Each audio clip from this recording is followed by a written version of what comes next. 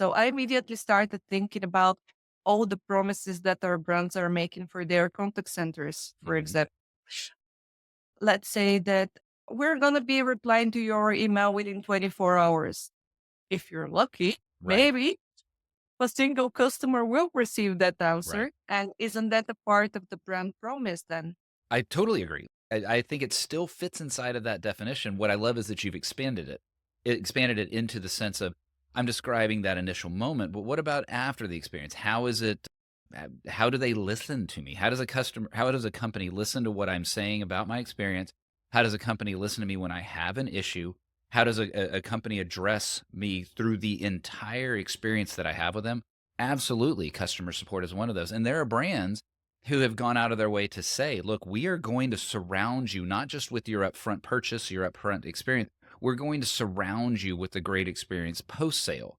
And that's part of their brand promise. There is an automotive group that's located here in the North Texas region. I think they're also in other parts of Texas, and they may be other places, called the Sewell Auto Group. And you don't normally hear people say that auto dealerships are a positive experience, but they have built their entire brand, and regardless of which model of car, BMW, Subaru, Kia, whatever the model is, their entire sort of brand promise is around you're going to have a great experience. Your sales is going to be great. Your service is going to be great. If you have an issue, it's going to be repaired in a way that needs to be handled well.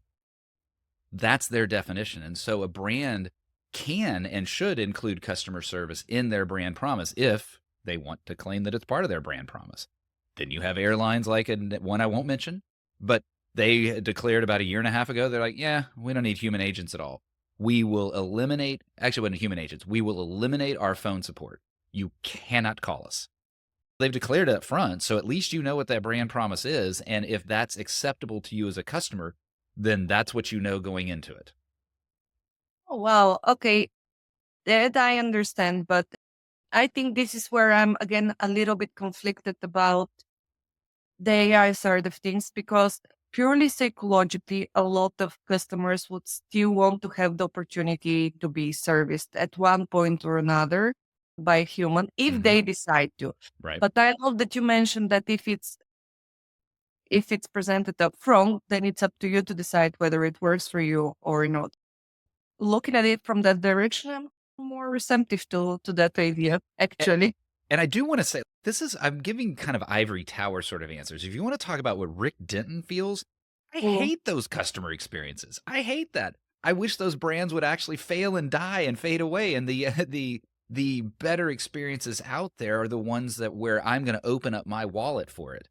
I just have to view it in a pragmatic way and realize that my desires for a brand are not the same as what the rest of the customer community have as a desire for a brand. And if a customer wants absolutely the cheapest way to put themselves on a metal tube flying through the air, then that's their expectation, that's their hope, that's their desire, and that brand is delivering on that promise.